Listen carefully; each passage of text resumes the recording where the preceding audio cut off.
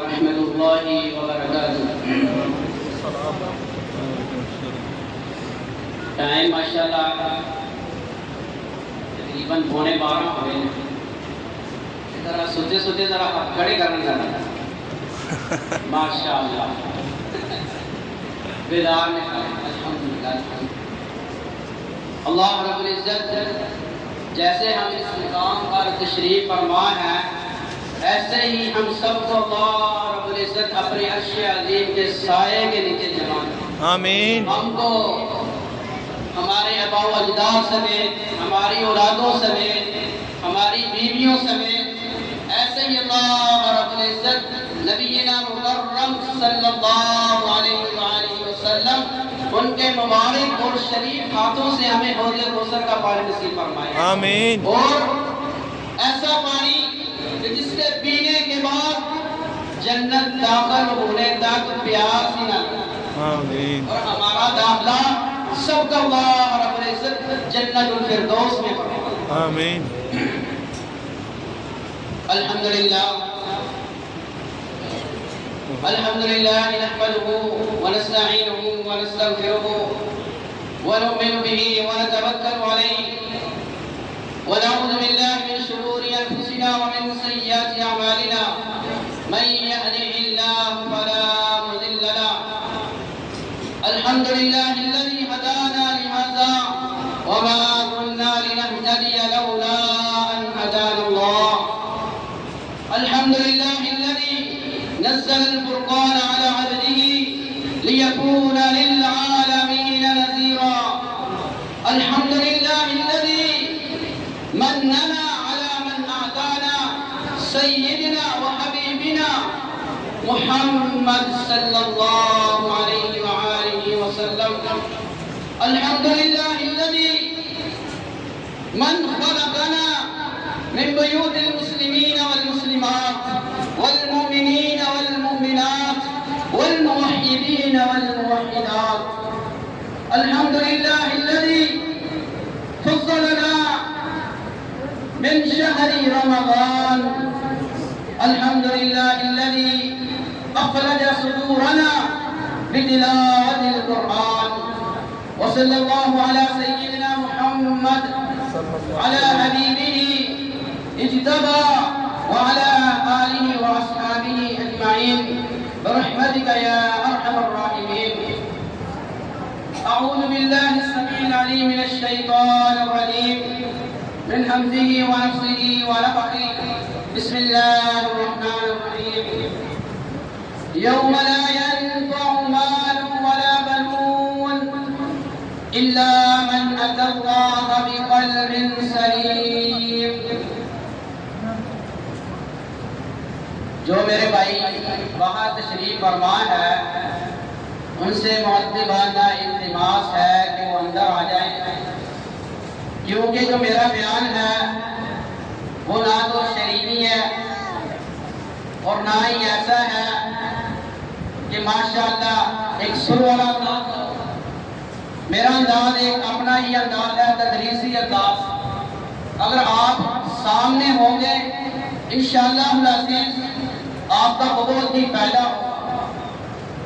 دعا ہے کہ اللہ رب العزت اس پاک رات کے اندر ہم جو سبق سنیں اللہ رب العزت مجھے قرآن و حدیث کے مطابق صحیح سنانے کا اللہ رب العزت موقع دے، اور آپ بھائیوں کو اللہ رب العزت سننے کی یہ نیکی قبول و منظور فرمائے اور ہم سب کے لیے نجات کا ذریعہ بنائے۔ محترم بھائیوں، آج اس کے گزرے دور کے اندر ہم دیکھتے ہیں کہ گناہوں کی بہت زیادہ کثرت ہے۔ اس کا سبب کیا؟ دیندار گھرانے ہیں، 5 وقت کی نمازیں پڑھنے والے ہیں، مساجد کے ساتھ محبت کرنے والے ہیں، ایک اچھی مجلس کے اندر، اچھے ماحول کے اندر رہنے والے ہیں، پھر بھی گناہوں کی کثرت ہے۔ دوسرا طبقہ تو علمان والحفیظ، سب سے بڑا سبب کیا ہے؟ محترم بھائیوں، اللہ رب العزت نے اس سبب کو بتلانے کے لیے قرآن مجید فرقان حمید کے اندر ایک پوری سورہ مبارکہ ہی نازل فرمایا۔ آپ صلی اللہ علیہ وآلہ وسلم اپنی مجلس کے اندر تشریف فرما ہے۔ ایک آنے والا جب ہی آتا ہے، کسی جنگل سے، صحرا سے ایک مسیدہ ہڈی سے آج لگ گئی، کسی انسان کا وہ ڈھانچہ ہے، وہ سانچہ ہے، اس کو پکڑے ہوئے ہیں، اور رسول اللہ صلی اللہ علیہ وسلم کی مجلس میں آ جاتا ہے اور سامنے آ کے کھڑا ہوتا ہے اور کہتا ہے یا محمد صلی اللہ علیہ وسلم من یحیی العظام وہی رمیم۔ یہ جو مسیدہ ہڈی ہو چکی ہے اپنے ہاتھ سے ریزہ کر رہا ہے اور اس کو ملیے میٹ کر رہا ہے۔ اے محمد صلی اللہ علیہ وسلم، ذرا یہ تو بتلائیے مجھے، من یحیی العظام، اس ہڈی کو دوبارہ کون زندہ کرے گا؟ قربان جاؤں، میرے رب نے اعلان فرما دیا، اے پیارے حبیب اس کو کہہ دو قل یحییھا الذی انشأھا اول مرہ وہو بکل خلق علیم۔ اے سوال کرنے والے، شکوہ شکایت کرنے والے، ذرا سن لے، اس کو وہی ذات زندہ کرے گی کہ جس نے اس کو پہلی مرتبہ بنایا، جس کا اس کے پاس نہ سانچہ تھا، نہ اس کی کوئی تصویر تھی، نہ خلیہ تھا، اس نے پہلی مرتبہ اس کو بنایا تھا، وہی دوبارہ اس کو درست زندہ کرے گا۔ قل یحییھا الذی انشأھا اول مرہ، اور فرمایا وَهُوَ بِكُلِّ خَلْقٍ عَلِيمٍ۔ یہ ایک تو انسان ہے، اس کا تو سانچہ ہی سیدھا ہے۔ ڈاکٹر حضرات کہتے ہیں سب سے سیدھا سانچہ جو ہے نا ڈھانچہ، وہ انسان کا۔ جانوروں کے ہم ذرا ان کے ڈھانچے دیکھیں، حشرات کے دیکھیں، چرند پرند کے دیکھیں، ذرا سمندروں کی طرف جائیں، وہاں کی مخلوق دیکھیں، کتنی مخلوقات ہے، اور ان کے سانچے دیکھیے۔ میرے رب نے اعلان فرما دیا، فرمایا قل یحییھا الذی انشأھا اول مرہ وہو بکل خلق علیم۔ وہ اپنی ہر تخلیق کو جاننے والا ہے۔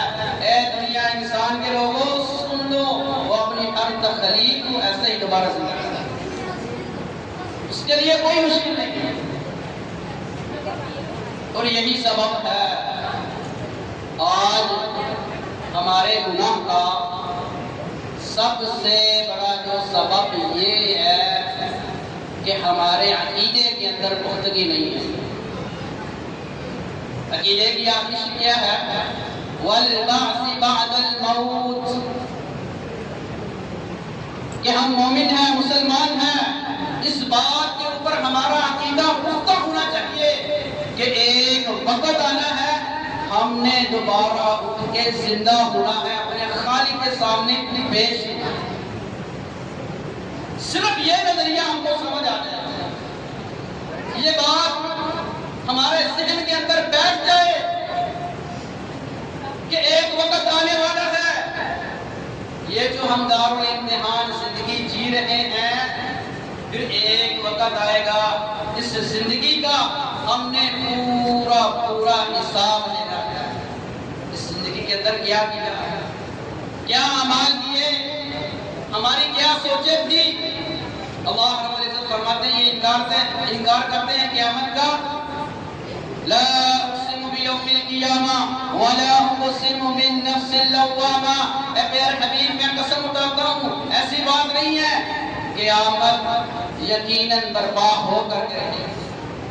اَيَحْسَبُ الْإِنسَانُ أَن لَّن نَّجْمَعَ عِظَامَهُ، انسان کا یہ تصور ہے، یہ خیال ہے، اس کے ذہن کے اندر یہ بات ہے کہ میں ان کو دوبارہ زندہ نہیں کر سکتا۔